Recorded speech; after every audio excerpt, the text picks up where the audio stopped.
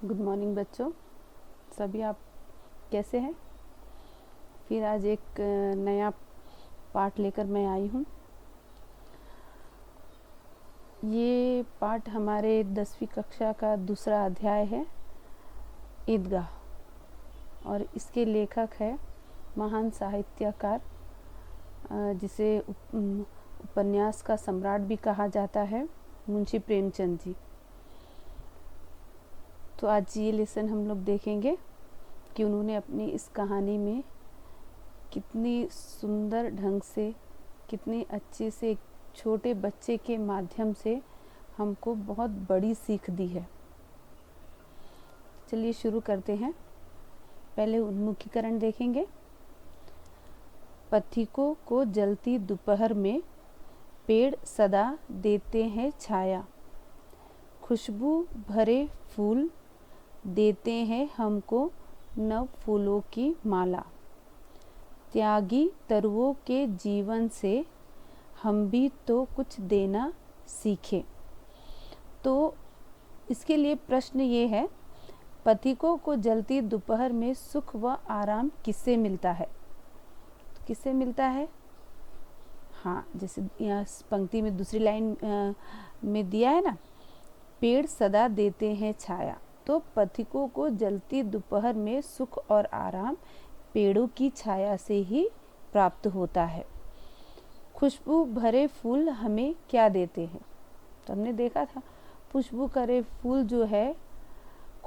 फूल जो है वो नव फूलों की माला देते हैं, यानी नए नए फूलों की माला बनाई जाती है। हम भी तो कुछ देना सीखे। कवि ने ऐसा क्यों कहा होगा? आप बता सकते हैं कवि ने ऐसा क्यों कहा होगा?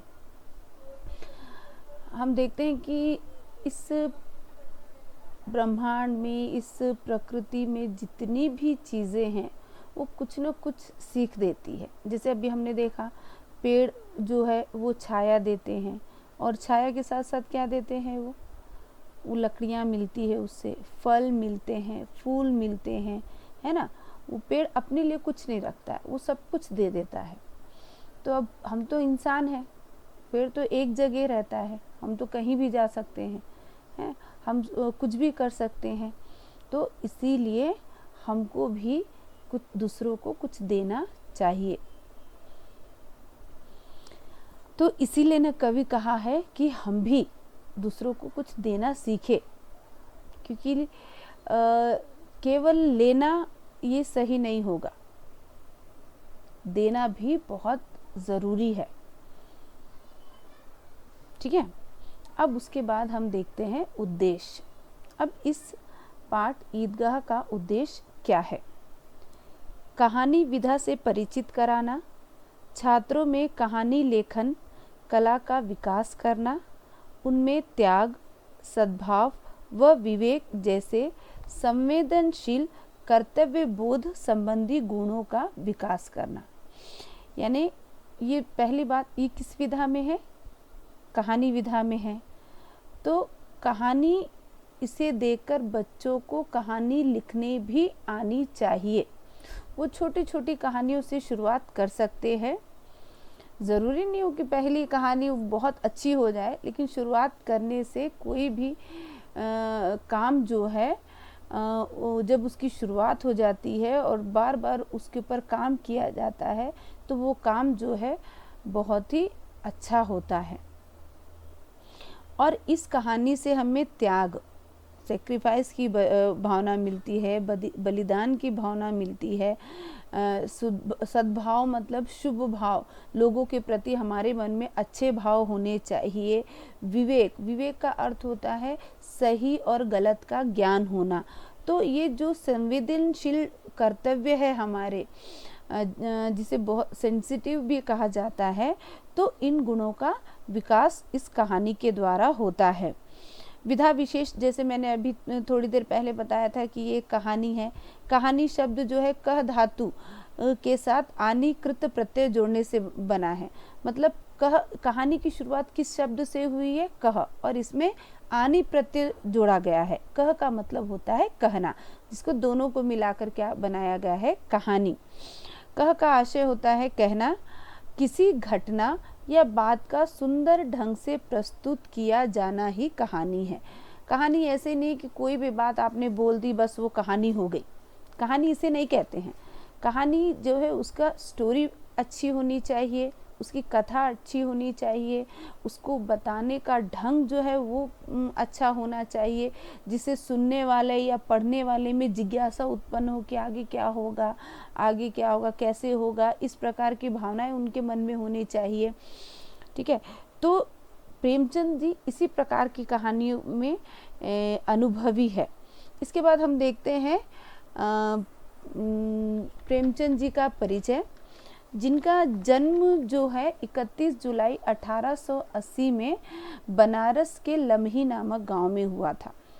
एक छोटे से गांव में उनका जन्म हुआ था, बहुत गरीब परिवार था। इनके पिता का नाम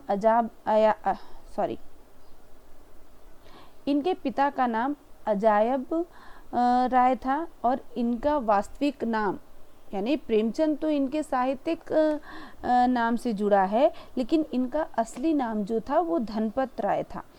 ये केवल जब 8 वर्ष के थे तभी इनकी माँ का स्वर्गवास हो गया था, इनकी माता जी का देहांत हो गया था। इनका पूरा जीवन जो है गरीबी में बीता। जब ये 16 वर्ष की आयु में थे तो इनके पिता की भी मृत्यु हो गई। केवल 16 वर्ष की आयु में आप सोच सकते हैं कि कितनी सी उम्र होगी जब किसी के सिर से पिता का साया उठ जाए। अचानक सिर पर पूरा बोझ, घर का पूरा बोझ इनके ऊपर आ गया, घर की जिम्मेदारी इनके ऊपर आ गया। तो इन्होंने गरीबी से लड़ते हुए अपनी पढ़ाई जो है वो मैट्रिक की पढ़ाई पूरी की। उसके बाद ट्यूशन लेकर इन्होंने बीए पास किया। इनके साहित्यिक विशेषताएं क्या है, ये किस प्रकार की रचनाएं लिखते हैं या किस प्रकार के उपन्यास ये लिखते हैं, ये इनका जो मुख्य विषय होता है वह गरीबी, अभाव, शोषण तथा उत्पीड़न जैसे जीवन के जो प्रतिकूल परिस्थितियां होती है, जो जीवन में कठिनाइयां उत्पन्न करती हैं, इस तरह के मुद्दों को इन्होंने अपनी रचनाओं में चुना है।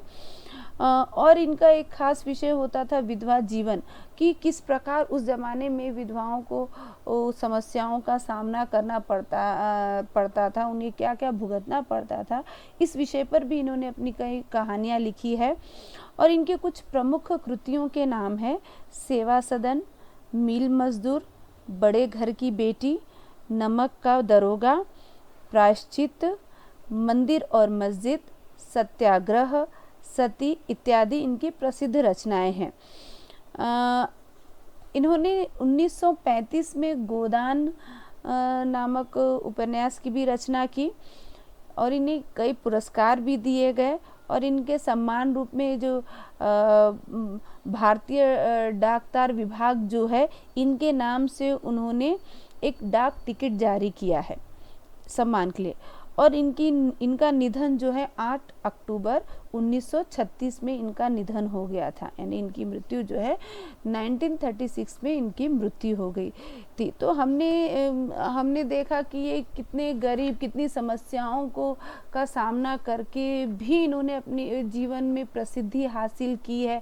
इन्होंने सच का साथ दिया है, इन्होंने हमेशा सच को लोगों के सामने प्रस्तुत किया है।